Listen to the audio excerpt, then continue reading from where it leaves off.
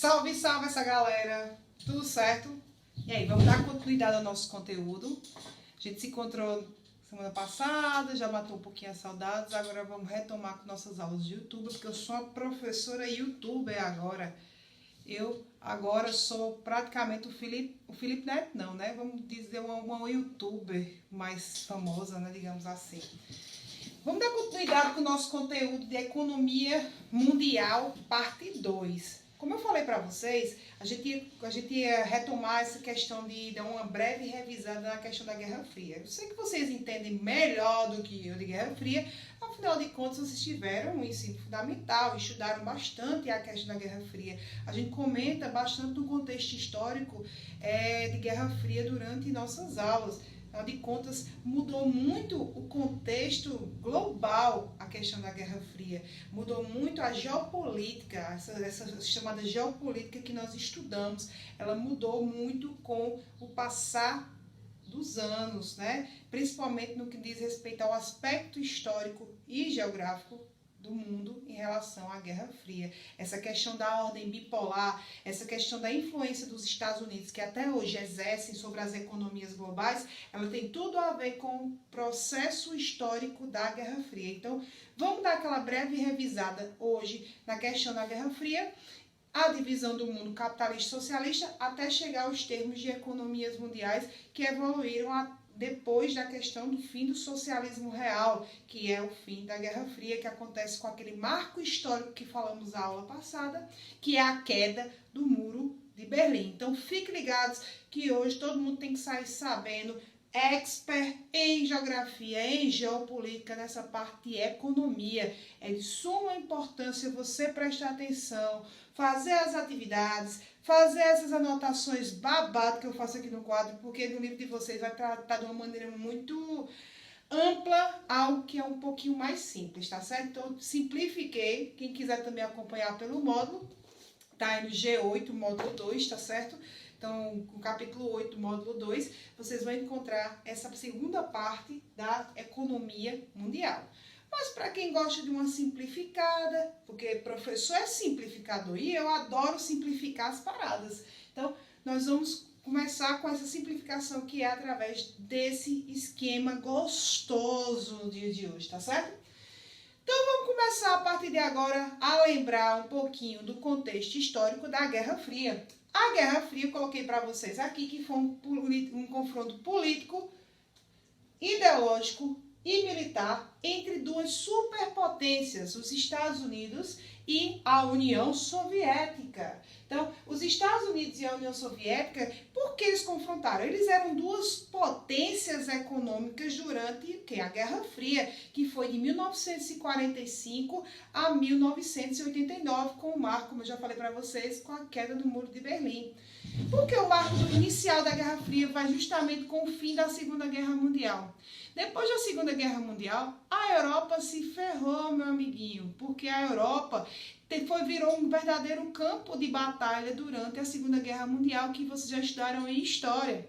Então, vale lembrar que o contexto da Guerra Fria tem tudo a ver com a questão da geopolítica formada, os blocos de poder formados durante a Segunda Guerra Mundial. Com o fim da Segunda Guerra Mundial, países como Alemanha, Espanha, Itália, França, esse eixo estava todo esfacelado. O que acontece?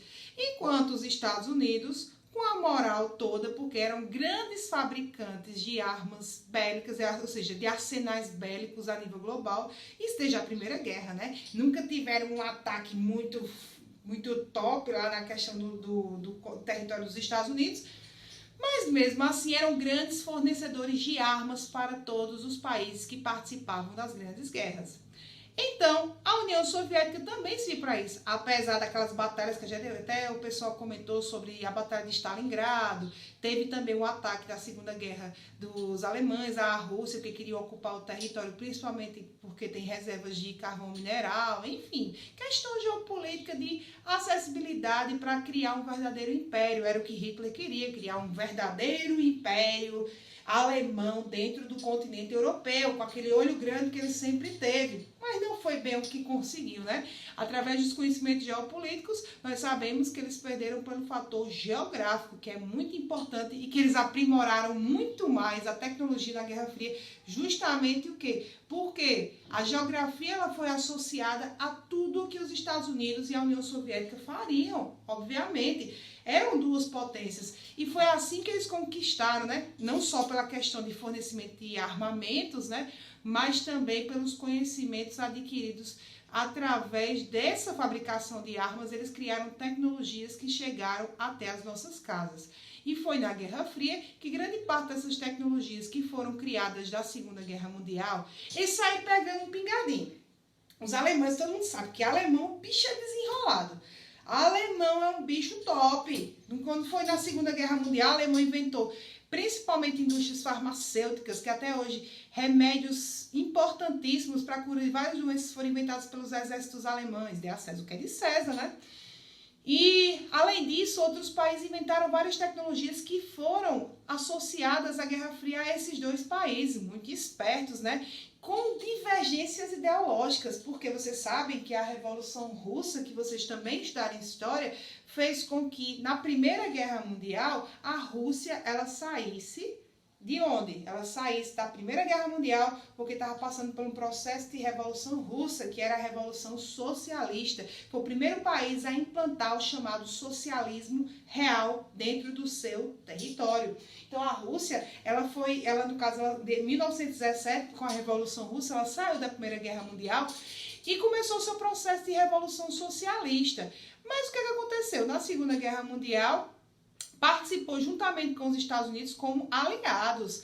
Eles participaram juntamente da Segunda Guerra Mundial para fazer o rebote do governo alemão, que queria expandir o seu território juntamente com a Itália. Como vocês sabem, na Segunda Guerra, o surgimento do nazifascismo, né? Que a gente também comentou na aula passada pelo MIT.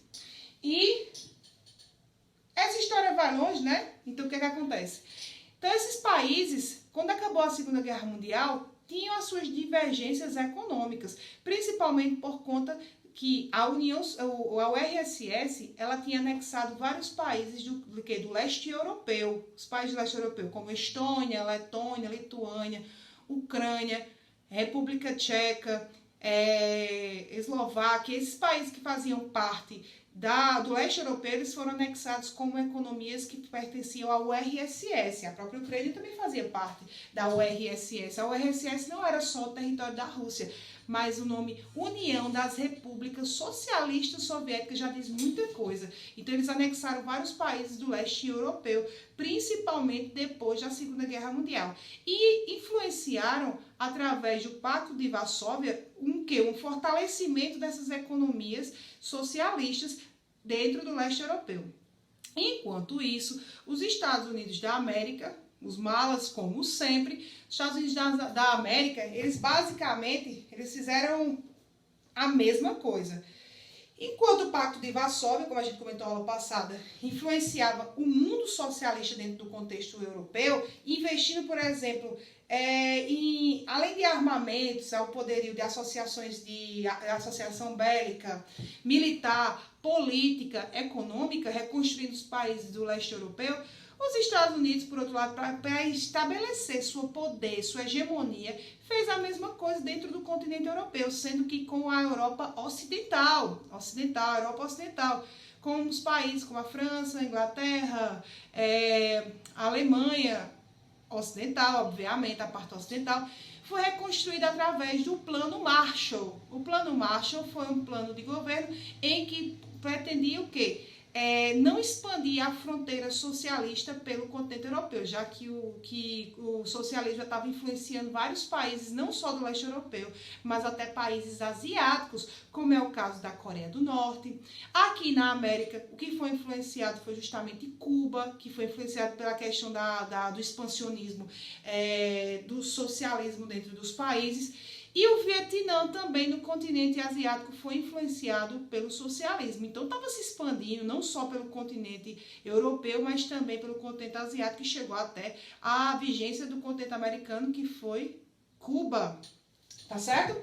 Então, eu coloquei para vocês aí, ó, que esse confronto foi entre os Estados Unidos e a União Soviética, e ele criou a chamada Ordem Mundial de Bipolaridade. Não aquela doença bipolar que acaba fica de um jeito e depois fica de outro. Não. A Ordem Bipolar criada durante a Guerra Fria foi justamente essa questão ideológica entre o capitalismo versus o socialismo, que eram totalmente sistemas de governos divergentes, tá certo? Então, nós vamos ter uma luta por hegemonia mundial.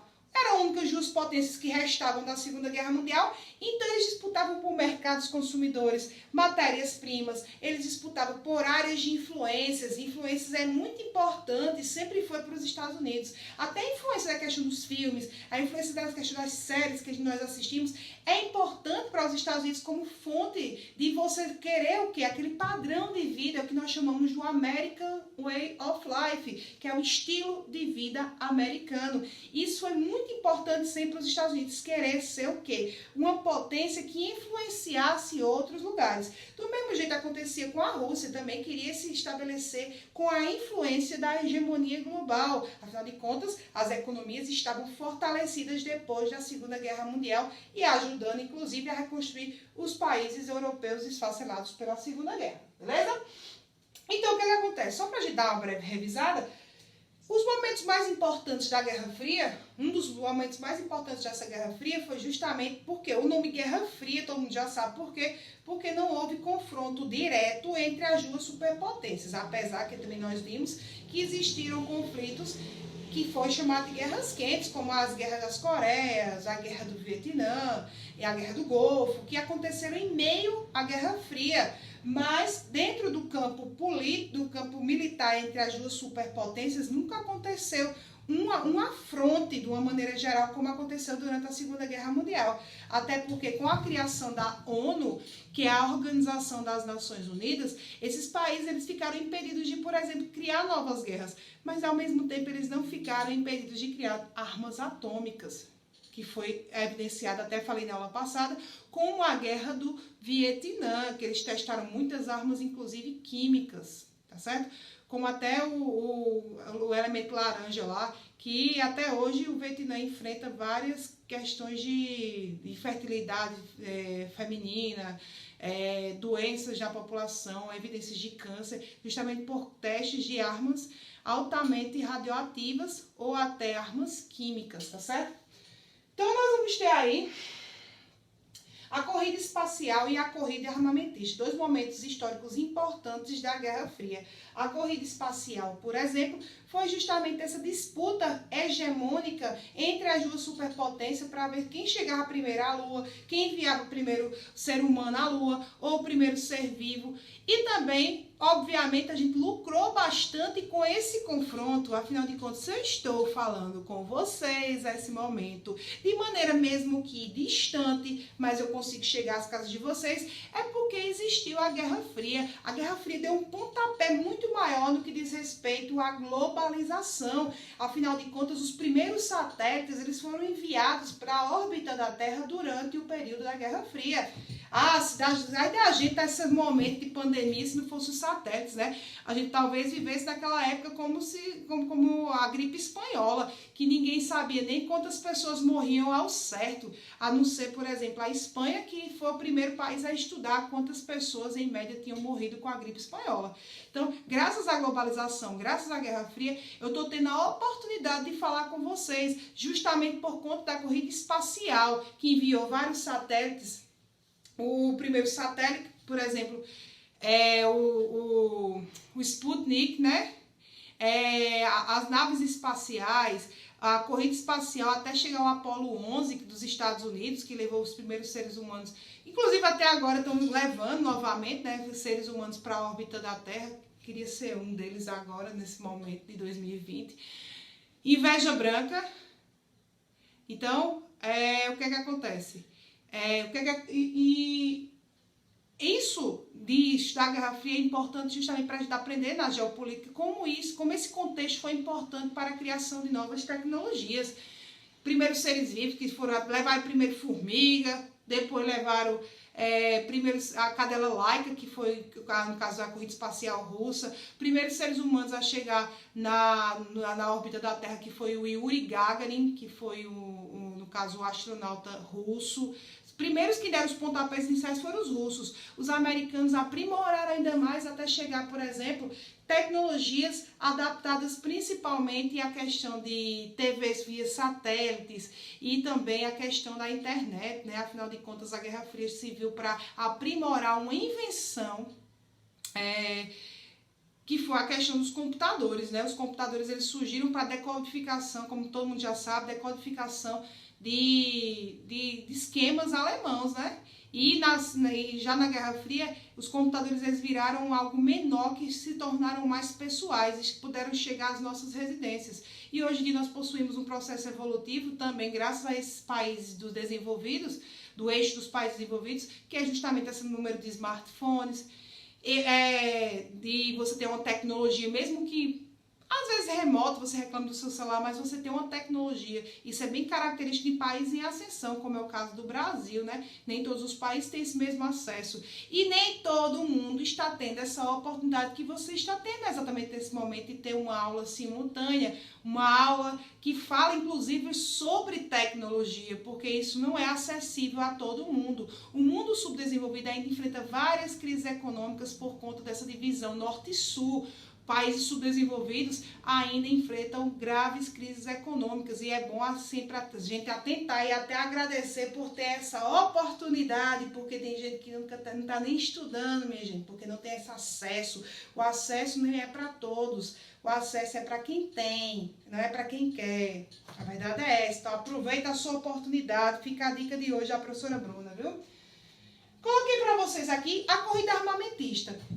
A corrida armamentista também serviu para criar tecnologias que fossem adaptadas às nossas casas, que fossem vendáveis para o mundo, principalmente para as economias capitalistas. A tecnologia, ela é muito importante também, porque foi atribuída a guerras. Tudo que veio das guerras foi importante depois para quê? Para ter uma rentabilidade nos países desenvolvidos. Eles associaram as questões das guerras a uma forma de quê? De obtenção de lucro, meu amiguinho, porque todo mundo gosta de lucrar, a verdade é essa. Então, nós vamos ter aí o mundo dividido. Como é o mundo dividido? Eu quis só dar uma resumida, mas quem tiver curiosidade de aprender mais sobre os fatos históricos, eu recomendo até aquele Felipe Castanhari. Ele tem um vídeo muito bacana. Eu não posso passar em sala, porque de vez em quando ele solta uns palavrão bem leves lá. Mas ele tem um vídeo muito interessante sobre a questão da corrida espacial, da Guerra Fria. Quem quiser, tiver interesse também de conhecer mais as técnicas, as tecnologias criadas durante a Guerra Fria, assista um videozinho de algum youtuber. O que eu indico é Felipe Castanhari, porque ele tem uma equipe histórica bem interessante. Então assista o videozinho. Eu sei que é melhor assistir a professora Bruna, obviamente, mas assiste o videozinho de Felipe Castanhari, que é bem interessante. E ele é um youtuber desses, assim, bem adolescentes, talvez vocês gostem da linguagem dele, tá certo? Aí vocês podem se deter melhor a essa história, porque é só um breve resumo do que vocês já estudaram. Mas se vocês quiserem aprofundar, eu garanto que vocês vão amar essa história da corrida espacial e a corrida armamentista. Elas são muito interessantes. E principalmente a corrida espacial, que teve várias fases. Nesse vídeo Castanhari, ele fala detalhadamente sobre essas fases. Eu não vou falar tanto aqui, porque o nosso objetivo é justamente falar sobre só a economia mundial. E se eu for falar aqui, eu me estendo, porque eu adoro história também. Então, é importante vocês também terem essa questão de curiosidade. Então, instiguem a curiosidade de vocês. Talvez até eu passe uma pesquisa sobre isso aí no dia de hoje, tá certo? Fica a dica aí para aqueles curiosos lá do Classroom. Coloquei para vocês aí que no caso para a geografia, o importante também foi essa divisão global entre o mundo dos ricos, dos pobres e dos socialistas. Existiu essa divisão durante a Guerra Fria, durante essa ordem bipolar do mundo entre primeiro mundo, que são os países que eram considerados os países capitalistas, o segundo mundo, que eram considerados os países socialistas, e o terceiro mundo, que eram considerados os países subdesenvolvidos. Então, os países subdesenvolvidos, os países pobres, os países periféricos, eram considerados o terceiro mundo. Até é bem comum as pessoas mais legais assim: gente, o país é bom, isso é coisa de primeiro mundo. Brasil é um país de terceiro mundo. É bem comum vocês verem, até no século XXI, você usar esse termo. Apesar de ser um termo incorreto, porque depois da Guerra Fria, nós sabemos que a divisão geográfica mundial ela ficou entre países desenvolvidos, que são considerados países ricos, e países subdesenvolvidos, os países pobres. E nós temos uma nova classe, que é justamente os subdesenvolvidos e industrializados, que é como o caso do Brasil, um país emergente ou subdesenvolvido industrializado. Brasil, Índia, China, África do Sul, a China nem tanto, né, que o PIB da China está lá em cima, mas esses países eles fazem parte dos BRICS, que não é bloco econômico, que a gente vai falar inclusive sobre blocos econômicos hoje, mas não é bloco econômico, é uma associação de países emergentes, ou seja, países subdesenvolvidos industrializados, tá certo? Que é uma nomenclatura que utilizamos mais moderna para dimensionar essa questão de divisão de classes entre os países. Obviamente, o mundo desenvolvido depende da matéria-prima fornecida dos países subdesenvolvidos. Sempre foi assim, até nas questões das colônias. Por que o mundo desenvolvido é desenvolvido? Grande parte dos países desenvolvidos são desenvolvidos. Porque são países que já foram o quê? Colônias, já colonizaram outros países. Então, eles acumularam esse capital e investiram pesado na questão da industrialização, como é o caso da Inglaterra na primeira Revolução Industrial, como é o caso dos outros países da Europa, dos Estados Unidos na segunda Revolução Industrial, que também nós já debatemos sobre, tá certo? Então, a Europa, no contexto da Guerra Fria, foi dividida também em países capitalistas e socialistas, como eu falei para vocês, a Europa Ocidental dividida em países capitalistas, a Europa Oriental dividida em países socialistas. Nós tivemos também um marco bem importante, que é interessante salientar durante a Guerra Fria, que foi o Muro de Berlim, que demorou 15 anos a ser reconstruído, terminou de ser construído nos anos 60 já, que era conhecido como o Muro da Vergonha, porque dividia o mundo entre a Alemanha Ocidental e a Alemanha Oriental. A Alemanha Oriental, que foi reconstruída pela União Soviética, e a Alemanha Ocidental, que foi reconstruído com o Plano Marshall, como a gente já estudou. A Alemanha dividida era a maior representatividade da Guerra Fria, um país com até pessoas parentes, com um muro dividindo a cidade de Berlim, no caso a capital, Berlim, dividida entre capitalismo e socialismo, e foi a maior representação da Guerra Fria. Então, demorou 15 anos. E quem construiu? O lado oriental. Por quê? Porque todo mundo, quando viu, o capitalismo é uma delícia, quando viu a evolução dos Estados Unidos, as empresas transnacionais cada dia inseridas lá na Alemanha Ocidental, o povo ficava, era doido, meu amigo, para passar, para pular, para correr de todo jeito para a Alemanha Ocidental. Para brecar a população, eles fizeram esse muro justamente, e era grades, era cerca, era muro, era polícia, era tudo, meu filho. Aí de quem tentasse subir esse muro de Berlim, sabe por quê? Porque a polícia metia o pau, porque não dava certo, porque não queriam que todo mundo queria passar essa fronteira que era o muro de Berlim. Todo mundo estava vendo que a ascensão econômica dos Estados Unidos tinha muito mais a ver, porque capitalismo, né? Já estavam acostumados, né? Desde a Segunda Guerra Mundial. E o socialismo, você sabe, né? Que o socialismo é bonito no papel, mas na teoria, né? A teoria é bonita. Todo mundo vivendo igualzinho. Mas, enquanto isso, o governo fica rico. Foi o que aconteceu com a Alemanha Ocidental. A população ela não teve tanto ascensão como a Alemanha Ocidental, né? A Alemanha Oriental. Foi o que aconteceu com grande parte dos países socialistas. O caso de Cuba foi diferente. O caso de Cuba tinha um desenvolvimento bacana, até no caso quando tinha essa associação com a URSS. Depois da fragmentação da URSS e do fim da Guerra Fria, que Cuba ele teve um processo de atraso tecnológico, mas antes Cuba criava-se em tecnologia. E Cuba, acredite, Cuba tem um IDH melhor do que o do Brasil, viu? Acreditem, o IDH de Cuba é melhor do que o do Brasil. Ou seja, a qualidade de Cuba de vida é melhor do que no Brasil. Mas, professor, o povo ainda está andando de carro ali do Chevette. Sim, meu amiguinho, mas andar de carro, isso é muito característico do capitalismo. A gente tem o melhor sempre, a gente quer ter sempre uma coisa mais tecnológica, mais moderna. Mas eu digo a você, da questão de saneamento básico, escolaridade, expectativa de vida, tudo isso que forma o IDH que a gente já conhece, realmente o Brasil ainda engatinha. O Chile é melhor do que no Brasil, a IDH. Grande parte dos países da América do Sul tem o IDH baixo, mas o Brasil também está no ramo dos mais baixos, viu? Isso aí a gente observa uma crescente desigualdade social.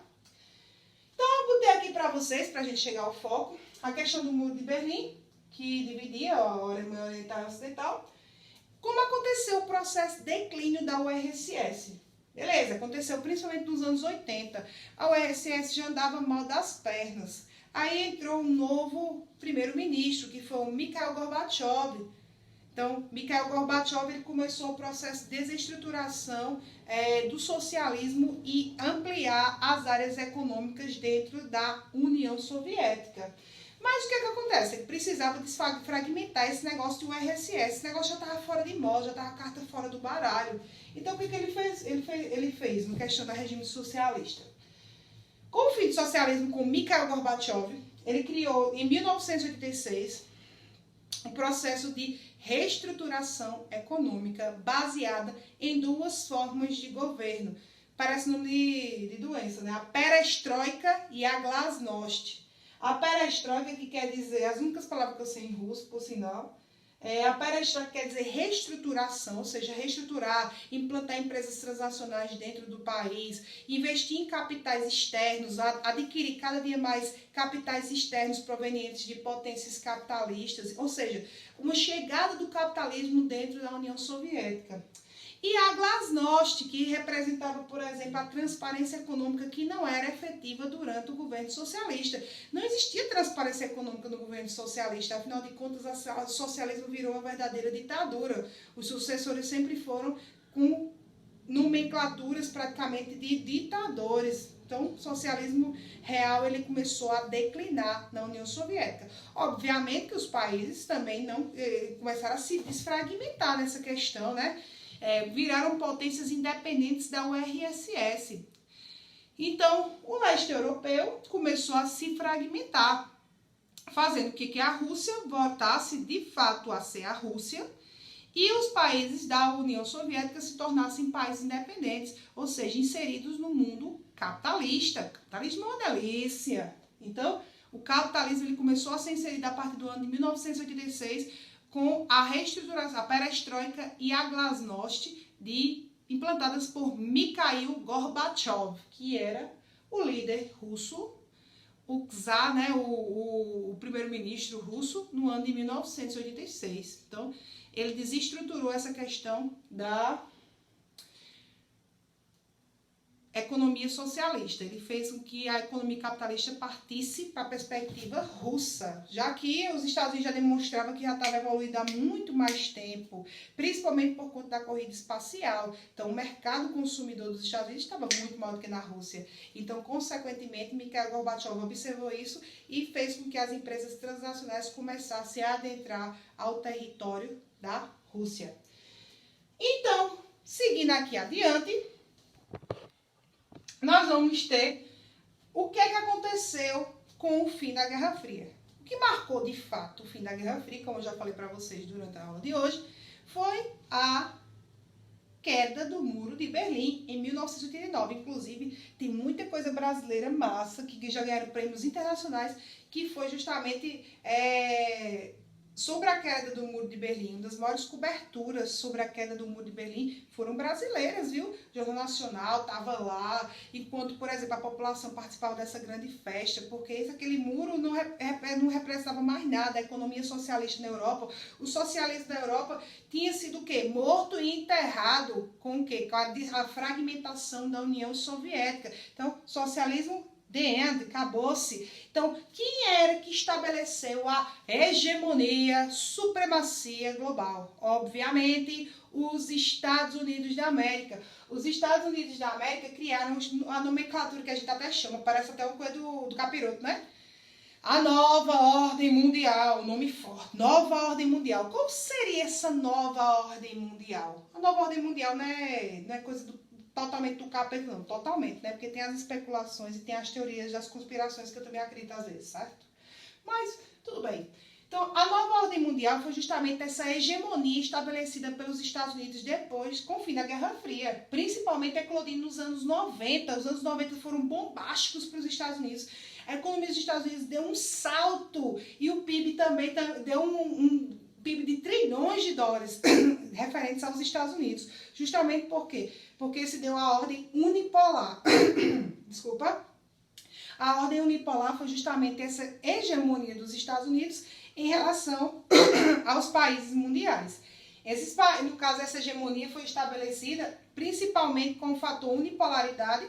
Além disso, o dólar virou uma moeda padrão. Tanto que quando você vai fazer uma compra, até hoje, tem esse padrão do dólar, né? Quando você vai fazer uma compra no mercado internacional, ou seja, de exportação ou importação de produtos que você queira internacionalmente, você utiliza o dólar como moeda padrão. E o dólar, obviamente, quando a gente sabe que a cotação do dólar está alta em relação ao real, é porque o real está em baixa, o número de investimentos do nosso país ele está em baixa. Então, o dólar foi um dos primeiros, no caso, o primeiro passo a virar moeda padrão, principalmente nos anos 90, como moeda de câmbio, troca e venda de produtos internacionais. Tanto a gente vende em dólar, como a gente compra em dólar. Isso eu digo produtos massificados, né? Que geram, por exemplo, o produto interno bruto dos países, ou seja, a soma das riquezas dos países. Então, nós temos o dólar como moeda padrão, como eu coloquei para vocês aqui, a dissolução da ORSS, ou seja, o leste europeu começou independente. O que ia acontecer, por exemplo, com os países do leste europeu, para eles não ficarem com a economia fragilizadas? Começou, gente, a ascensão dos chamados blocos econômicos. Os blocos econômicos que tinham cunho o quê? Reunir os países em cunho de quê? A fim de quê os países eles começaram a se reunir em blocos econômicos? Proteger sua economia através de quê? De troca e venda de produtos, de laços financeiros, trocas comerciais, diminuição de barreiras alfandegárias, que é justamente essa taxa que você paga para exportar produtos e importar produtos. Então, tudo isso foi justamente uma tática para os países se fortaleceram. Não foi diferente com os países do leste europeu. Os países do leste europeu, que eram antigamente da URSS, formaram a Comunidade dos Estados Independentes. Nem todos os países anexaram-se à CEI, que é a Comunidade dos Estados Independentes, que são um bloco econômico criado depois da dissolução da URSS dentro do continente europeu, no leste, né? Aí nós sabemos que a CEI foi criada justamente com esse intuito, para fortalecer a economia. Primeiro porque estava tendo um processo de formação de bloco econômico na Europa. Nós sabemos que o bloco econômico mais forte do mundo é a União Europeia. Tanto que são 27 países que fazem parte da União Europeia com unidade econômica, unidade monetária, unidade, por exemplo, territorial praticamente. E a Europa virou praticamente um só. Isso fortaleceu bastante a economia europeia, a Europa dos 27. Inclusive, no dia 30, para salientar, no dia 30 de janeiro, houve a saída efetiva um fato histórico muito importante, principalmente quem vai fazer Enem. Foi o Brexit. Desde 2016, a Inglaterra fez um plebiscito, que no caso, uma votação popular, para saber se os ingleses eles queriam participar da União Europeia. Os ingleses não querem participar da União Europeia. Claro, eles se sentem superiores a grande parte dos países, porque você tem uma unidade econômica, monetária e de pessoas. Ou seja, uma pessoa que às vezes mora na Inglaterra e quer trabalhar na Irlanda, pode. Então, isso faz com que, por exemplo, aumente o número de imigrantes, e os europeus não curtem nada, e principalmente os ingleses não curtem nada dos imigrantes. Apesar que o inglês nunca aderiu à moeda que é o euro. Ele sempre teve a moeda esterlina. A Dinamarca também, apesar que a Dinamarca é um país que faz parte da União Europeia, mas também não aderiu ao euro. No caso, a moeda, eu acho que é a coroa dinamarquesa, que é a moeda da Dinamarca. Não aderiu ao euro, que são dos 27 países. Blocos econômicos a gente vai estudar um pouquinho depois, que eu vou deter só nossos estudos a blocos econômicos. Então, fique ligado nas nossas próximas aulas.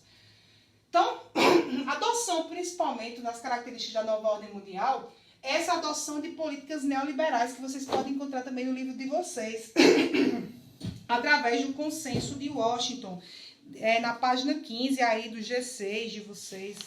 No G6 vocês vão encontrar o Consenso de Washington, que é justamente a implantação de políticas neoliberais. O que é neoliberalismo? Vendas de empresas estatais passaram a ser empresas privatizadas. O Brasil também teve um período de privatizações. Por exemplo, no governo de Fernando Henrique Cardoso, nos anos 90, bem na época do boom dessa questão neoliberal, né? De venda de empresas estatais para investir em infraestrutura para os países, para ter mais empresas. No Brasil não deu muito certo essa política neoliberal, que acirrou ainda mais a pobreza, mas em alguns países, como por exemplo na Inglaterra, com a lei que inclusive vocês vão encontrar na página 15, essa senhorinha aí, ó, quem quiser assistir um filme também, é de Margaret Thatcher. Ela, quando ela entrou no poder como primeira-ministra lá do Reino Unido, ela implantou um neoliberalismo lá, praticamente nenhuma empresa pertence ao Estado. Eita, professora, mas ia ser complicado no Brasil, né? Quem é pobre ia ter acesso à educação, se for tudo privatizado? Nem todo mundo. Vocês estão em escola privada, mas a gente não tem acesso à escola privada, nem a essa tecnologia que a gente está aqui aderindo para vocês. O SUS existiria? Se for privatizado, o SUS ele vira algo particular. É empresa estatal, é empresa que faz parte do governo brasileiro. A Petrobras é uma empresa mista, porque já foi vendida as ações nos anos 90 para ser uma empresa tanto estatal como também de capital industrial financeiro externo. Então, o neoliberalismo ele é justamente uma política que tem como cunho as bases designar políticas econômicas em ênfase no livre comércio e tem sido adotadas por maioria dos países. Livre comércio, ou seja, venda de empresas estatais, ter mais liberdade para a sua economia. Políticas neoliberais, elas são importantes, foram importantes nesse contexto para economias desenvolvidas. No Brasil, nós vimos que o neoliberalismo, ele talvez não tenha dado tão certo. Eliminar, por exemplo, barreiras altas de taxas de impostos para as empresas funcionarem também é importante salientar nessa política neoliberal, tá certo? Então, cabe a gente copiar sobre o neoliberalismo. Nós vamos ter também a formação dos blocos econômicos, que foram importantes através dos anos 90, como a União Europeia, que veio desde o contexto que a gente vai estudar mais à frente, que tem as suas características marcantes, desde, no caso, os anos 80, mas ele eclodiu melhor nos anos 90, a União Europeia. Nós vamos ter a criação também da Comunidade dos Estados Independentes, que aconteceu com a dissolução da URSS, e nós vamos ter a criação do NAFTA, que é o Acordo de Livre Comércio da América do Norte, a qual fazem parte Canadá, Estados Unidos e México, são os países da América do Norte. Então, os tipos de blocos econômicos, eu queria ter mais na próxima aula, para a gente não ficar tão longa a nossa aula, né? Então, nós vamos ter os tipos coloquei para vocês os tipos de blocos econômicos, que é caracterizados por zonas de livre comércio, união aduaneira, mercado comum e união econômica, política e monetária, que vocês vão ter as características destes tipos de blocos econômicos aí na página 17. A formação de livre comércio é a redução de eliminação de taxas alfandegárias sobre mercadorias trocadas entre os países membros. A união aduaneira resulta na adoção de uma mesma regulamentação do comércio nos países do bloco como nações mediante a adoção de tarifa externa comum. O mercado comum forma-se quando, além do livre comércio, é estabelecida a livre circulação de pessoas e capitais, que é o caso da União Europeia.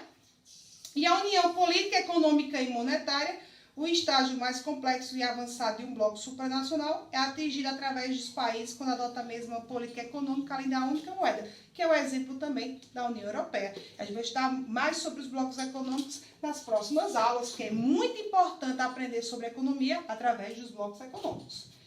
As consequências da economia global depois dos anos 90 foram, obviamente, se o neoliberalismo entra, as consequências elas vão automaticamente sair, que é o empobrecimento da população. O empobrecimento, a acentuação aí dessa divisão norte-sul, ou seja, o norte desenvolvido e o sul subdesenvolvido, o empobrecimento de uma população de uma maneira geral e, obviamente, uma situação econômica nos países subdesenvolvidos de dependência de capital externo e também dependência empresas transnacionais, que é o caso do Brasil, que vamos estudar na próxima aula, tá certo? Então, pessoal, vamos ficando por aqui, fazer as atividades, vamos fazer uma pesquisa top hoje, tá certo? Para que a gente possa ter um conhecimento melhor, como a gente falou para vocês, sobre a corrida espacial, armamentista e esse neoliberalismo. Hoje nós vamos ter atividades baseadas em pesquisa, então é de suma importância a gente fazer aquela pesquisa top e copiar esse esqueminha no caderno, beleza? Tchau, valeu, falou, fui!